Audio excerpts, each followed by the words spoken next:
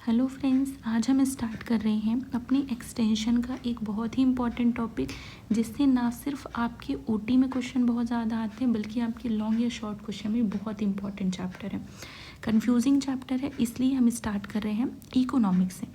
So first of all देखिए, तो जो सबसे इम्पॉर्टेंट आपकी एक ओटी आती है कि किसी भी चैप्टर में आप अगर कोई अलग सा वर्ड देख रहे हो तो आपको उसका ओरिजिन याद रखना है कि किस वर्ड से ओरिजिन हुआ है। तो जैसे इकोनॉमिक्स टर्म जो है वो ग्रीक वर्ड का ओरिजिन है, तो ये दो चीज़ों से बना हुआ है, ओइकोस और नीमियन से बना हुआ है। तो इसकी मीनिंग भी आपकी पूछी जा सकती है, किसमें MCQ में पूछी जा सकती है बिल्कुल। तो ओइकोस का मतलब होता है होम एंड नीमियन का मतलब है टू मैनेज। एक घर को हम कैसे मैनेज कर रहे हैं ये सब चीज़ें बताता है इकोनॉमिक्स में। ये सिंपली अगर मैं इसके वर्ड की मीनिंग देखूँ तो नेक्स्ट चीज़ जो आपके लिए बहुत बहुत बहुत ही ज़्यादा इम्पॉर्टेंट है आपके ओटी के लिए, इनमें से आपको एक क्वेश्चन ज़रूर देखने मिलेगा किसी की भी। अगर हम देखें तो जो ये इकोनॉमिक्स है, अब इकोनॉमिक्स में अगर हम देखें तो इसको डिफरेंट साइंटिस्ट ने डिफरेंट तरीके से एक्सप्लेन किया कि हाँ ये डेफिनेशन हो सकती है। तो सबसे पहले जो साइंटिस्ट आए थे, जिनको हम फादर ऑफ इकोनॉमिक्स भी कहते हैं, बहुत इंपॉर्टेंट है, एडम स्मिथ, उन्होंने एक वेल्थ की डेफिनेशन दी। फिर उसके बाद अल्फ्रेड मार्सेल आए, जिन्होंने वेलफेयर की डेफिनेशन दी। फिर एक और साइंटिस्ट आए, लियोनेल रॉबिन, जिन्होंने स्कैरसिटी की डेफिनेशन दी। फिर एक और साइंटिस्ट आए, पाउल सैमुएल्सन ने, जिन्होंने ग्रोथ की डेफिनेशन दी। ठीक, अब इम्पॉर्टेंट इसमें से हमको साइंटिस्ट तो बिल्कुल याद रखने ही हैं, साथ में ये चीज़ें जो एक्सप्लेन करी गई हैं यहाँ, दैट मीन्स उन्होंने क्या बोला अपनी डेफिनेशन में, वो एज सच इतना तो इम्पॉर्टेंट नहीं, थोड़ा थोड़ा आप याद रखिएगा, मैं बता देती हूँ बहुत ही शॉर्ट में। लेकिन आपको साइंटिस्ट के नेम बिल्कुल याद रखने ही होंगे। तो सबसे पहली जो डेफिनेशन दी थी, that is N father of economics, Adam Smith ने दी थी। तो उन्होंने क्या बोला कि वेल्थ की डेफिनेशन में उन्होंने ये बोला कि economics is a science that studies the nature and the reason of एक नेशन की वेल्थ क्या है और क्यों है, उसके एक नेशन कितना कह सकते हो वेल्दी है।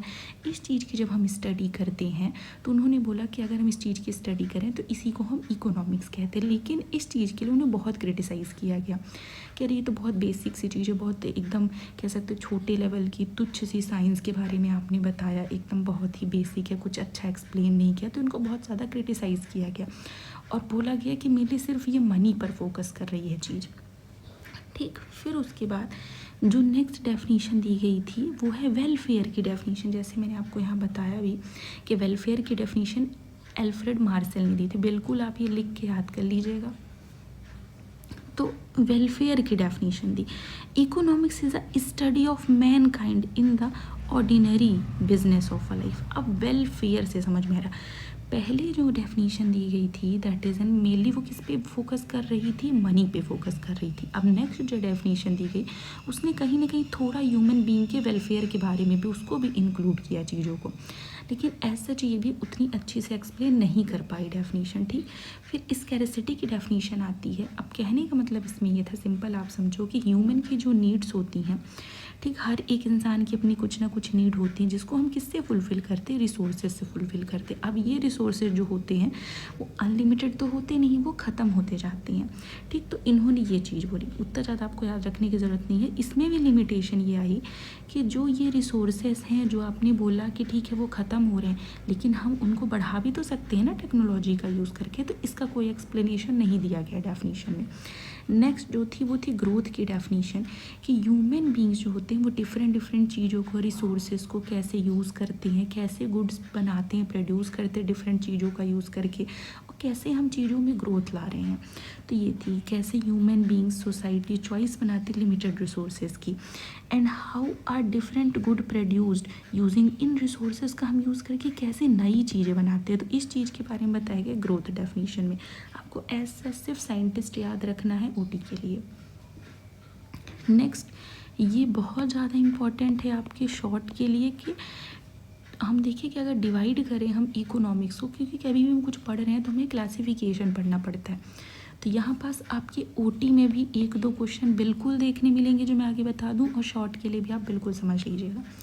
तो इकोनॉमिक्स को अगर हम डिवाइड करें तो वो होता है, पहला जो क्लासिफिकेशन है micro economics and macro. Micro word से समझ में आ रहा है कि हम इकोनॉमिक्स की स्टडी एक छोटे लेवल पे जाके कर रहे हैं, और मैक्रो टर्म से समझ में आ रहा है कि हम इकोनॉमिक्स की स्टडी एक बड़े लेवल पे जाके कर रहे हैं। तो जो माइक्रो इकोनॉमिक्स होती है यही इम्पॉर्टेंट है। ये दोनों चीज़ें आपको बिल्कुल याद रखनी है कि माइक्रो इकोनॉमिक्स को हम प्राइस थ्योरी कहते हैं और मैक्रो इकोनॉमिक्स को हम इनकम थ्योरी कहते हैं। ये आपको क्वेश्चन बिल्कुल देखने ही मिलेगा। अब देखिए, अगर माइक्रो इकोनॉमिक्स की बात करूं तो अगर मैं एक इंडिविजुअल के लेवल पे जाके चीज़ों को स्टडी करूं कि एक आदमी है वो क्या चीज़ें खरीद रहा है और क्या चीज़ें बना रहा है, कि एक छोटे लेवल पे जाके मैं स्टडी करूं, तो मैं कहती हूँ कि वो माइक्रो इकोनॉमिक्स है। ठीक, एक इंडिविजुअल यूनिट पे जाके स्टडी करूँ तो एक इंडिविजुअल क्या खरीद रहा है और एक इंडिविजुअल क्या बनाएगा, क्या प्रोड्यूस करेगा। अब मैक्रो इकोनॉमिक दैट मीन्स मैं बड़ी लेवल पे जाके स्टडी कर रही हूँ इकोनॉमिक्स की, कंप्लीट इकोनॉमिक की स्टडी कर रही हूँ। मतलब एक कंट्री की टोटल इनकम क्या है, ठीक, महंगाई क्यों बढ़ रही है, कैसे बढ़ रही है, कितनी बढ़ रही है, तो एक बड़े लेवल पे मैं जाके स्टडी करी तो उसको हम कहते हैं मैक्रो इकोनॉमिक्स। आप ये दो चीज़ें बिल्कुल याद रखिएगा। अब इकोनॉमिक्स में आपका एक टर्म आता है दैट इज़ एन प्रोडक्शन, मतलब to create utility and value. मतलब प्रोडक्शन से हम समझ रहे हैं कि हम कोई चीज़ बना रहे हैं। अब कोई चीज़ की हमें ज़रूरत है तो हम वो चीज़ बनाएंगे। To make something that has value and serve a purpose. कोई भी चीज़ का प्रोडक्शन होता है तो वो कुछ वैल्यू रखता है। दैट मीन्स अगर मुझे उस चीज़ की ज़रूरत है, अगर फॉर एग्ज़ाम्पल मुझे इस ब्रेड की ज़रूरत है तो ही तो मैं ये प्रोड्यूस करूँगी। अगर मुझे ज़रूरत ही नहीं है तो मैं क्यों प्रोड्यूस करूँगी। तो कोई ऐसी चीज़ बनाना जिसकी वैल्यू हो और कोई ना कोई वो पर्पस सर्व करे। अब यहाँ पास आती बहुत इम्पॉर्टेंट चीज़ आपकी ओटी के लिए फिर से। अब देखिए, यहाँ पास अगर हम फैक्टर ऑफ प्रोडक्शन, मतलब मुझे अगर कोई भी चीज़ प्रोड्यूस करनी है तो मुझे क्या क्या चीज़ें चाहिए होंगी, ये बहुत इंपॉर्टेंट है, शॉर्ट के लिए बिल्कुल समझ लीजिएगा। सबसे पहला है लैंड। अगर आप सोचो कि सिंपली आपको कोई चीज़ बनानी होगी तो आपको सबसे ज़्यादा ज़रूरत क्या होगी, एक ज़मीन की ज़रूरत पड़ेगी मुझे कुछ बनाने के लिए। दूसरी, मुझे मज़दूरों की ज़रूरत पड़ेगी काम को करवाने के लिए। तीसरी चीज़, मुझे पैसे की ज़रूरत पड़ेगी जिसको मैं इन्वेस्ट करूँ। और चौथी चीज़, सब कुछ मुझे मैनेज करने के लिए एक ऑर्गेनाइजेशन और एक मैनेजमेंट की ज़रूरत पड़ेगी। प्रॉपर मैनेजर चाहिए होंगे, प्रॉपर एक ऑर्गेनाइजेशन से मुझे डिस्कशन करना होगा कि मुझे ऐसी ऐसी चीज़ें बनानी है।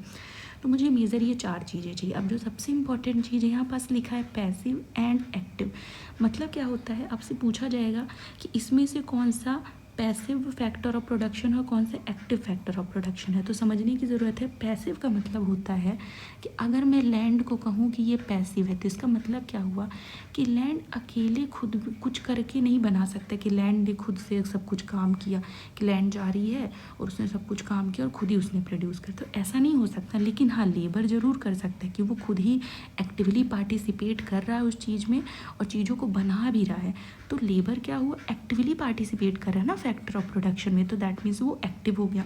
और दूसरा, हम कैपिटल भी खुद से कुछ काम नहीं करता है, वो हेल्प ज़रूर कर रहा है लेकिन खुद से वो कुछ काम नहीं कर रहा है, एक्टिवली पार्टिसिपेट नहीं कर रहा, तो कैसा हो गया, पैसिव हो गया। अब ऑर्गेनाइजेशन एंड मैनेजमेंट, जो हमारे मैनेजर्स हैं, जो ऑर्गेनाइजेशनल ग्रुप है, वो भी तो एक्टिवली पार्टिसिपेट कर रहा है ना, तो वो एक्टिव फैक्टर ऑफ प्रोडक्शन हो गया। अब नेक्स्ट हम बात करें इकोनॉमिक्स में। अब एक चीज़ होती है मटेरियल और इमटेरियल चीज़ें। मटेरियल चीज़ें कौन सी होती हैं, ये किसने, आप कॉन्सेप्ट याद रखने, किसने दिया था, मार्शल ने दिया था। तो उन्होंने बोला कि जो कोई भी मटेरियल होता है ना, वो दो तरीके से, अभी कोई चीज़ होती है वो दो तरीके की हो सकती है, मटेरियलिस्टिक और कैसी हो सकती है, इमटेरियल वाली। मतलब जिसको मैं छू सकती हूँ वो कैसी है, मटेरियल, जिसको मैं नहीं छू सकती हूँ वो कैसी है, इमटेरियल। तो सिंपल है। अब एक और टर्म आता है एक्सचेंज। एक्सचेंज तो आपने बड़ा सुना होगा कि किसी के बदले पे कुछ ले लेना या दे देना। तो मतलब सिंपल वही चीज़, act of giving something to get a desired item. आपको एक ये इंसान है, इससे कुछ चाहिए था, आपने उसके बदले इसको कुछ और दिया और उससे कुछ और ले लिया।